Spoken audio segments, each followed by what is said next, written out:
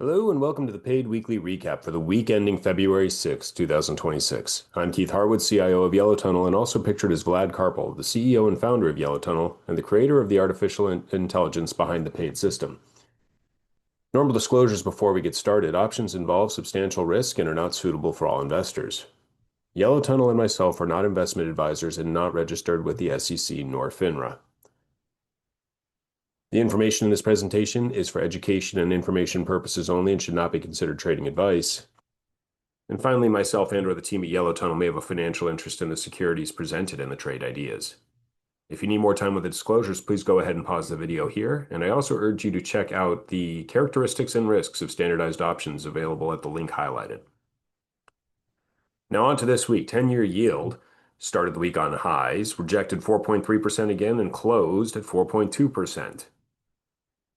Concerns over slower lowering of interest rates have caused interest rates in general to rise a bit. And then we had some concerns over the economy causing interest rates to start to fall. At the end of the day, though, the 10-year yield's really not moving much. What we're seeing, the big story of movement, is in the stock market, as well as commodities. Now, with the stock market itself, we had 3 days of selling, Tuesday, Wednesday, Thursday.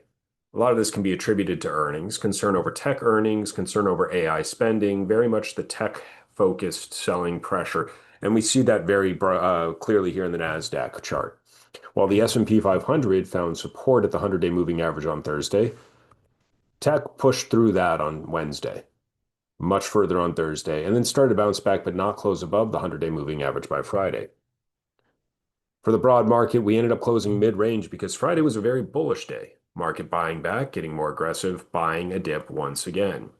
It looked like we were ready to go into a falling knife mode. Concerns over tech valuation, concerns over AI spending, good earnings last week in IBM or Meta or Palantir all seemed to have good earnings, and yet the market was rejecting that. And then we had weak earnings this week from stocks like AMD, Qualcomm, Alphabet was a little bit weak. And on Friday, what seemed like it may be the final nail in the coffin for tech was Amazon earnings, dropping significantly, and yet the market rallied because effectively the market decided that we've done too much too quickly and it's time to buy the dip again. Or so it seems. The upcoming week will be telling because if tech selling continues, that can create some greater fear for the market. In the meanwhile, small caps have not been nearly as bearish, tested the 50-day moving average rather than the 100. Industrials have been bullish. There is still sector rotation. And many may point to that as a sign that this is not a bear market because there's still buying interest out there. The problem that I see in that is that ultimately when we start to get into major liquidations, the sell first and ask questions later kind of market, we tend to see everything sell off. So we may not have hit that full capitulation selling point. It's a dicey moment right now. We may go into capitulation, falling knife selling price action this week. We may be, the bulls may be right that there are buyers out there. There's buying interest in certain sectors, and that's okay. And that's good enough to keep this market back into a grind higher mode, even if tech is left a bit behind. Those question marks are certainly present in the VIX as it got closer to 25%. It got about 23, 24 on Thursday, but ultimately Friday's rally brought us back down to 17%. So the VIX is in a question mark point. Above 20 tends to be a sign that there's some serious or some realistically decent sized panic coming in. VIX closer to 30, it's a real panic mode. We didn't get to that point.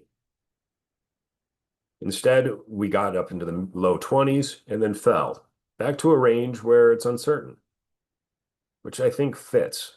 For this market, if we go back into bull mode and we get to a new high, we should see the VIX down back around 16, 15, maybe even 14%. If this is just a bounce on Friday and it completely washes out to start next week, we may see the VIX into the 25 to 30 range rapidly. So we need to be on our toes. This was a high point of stress for much of the week for the market and a quick recovery on Friday, and it did not line up well for most paid trade ideas. We had certain sectors that just seemed to be running away to the upside, like some of the energy names, and then most of the tech type trades that we were looking at were on the falling knife mode. That doesn't set up well for a put credit spread, and frankly, I don't like buying when the market is still falling.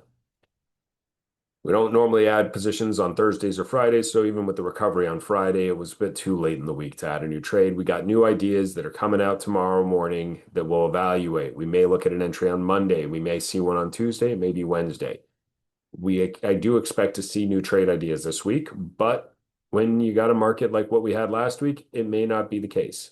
So constantly evaluating and trading opportunistically continue to be the modus operandi. Speaking of trading opportunistically, the live trading room does continue to perform well as we have other ideas that may not fit the paid system. Stuff like earnings trades. We found some good earnings trades through this shop that have been really interesting trades overall. So please do join us. Live trading room from 9:15 till about 10:30 Eastern in the morning and from 3 to 4 in the afternoon Eastern time. Happy to answer any questions you may have. And if you need to reach out to us outside of the trading room hours, you can always email us. I'm Keith at yellowtunnel.com and Vlad is Vlad at yellowtunnel.com. Thanks again, everyone, and looking forward to another interesting week and hopefully something that we can really leverage in terms of potential returns. Thanks again.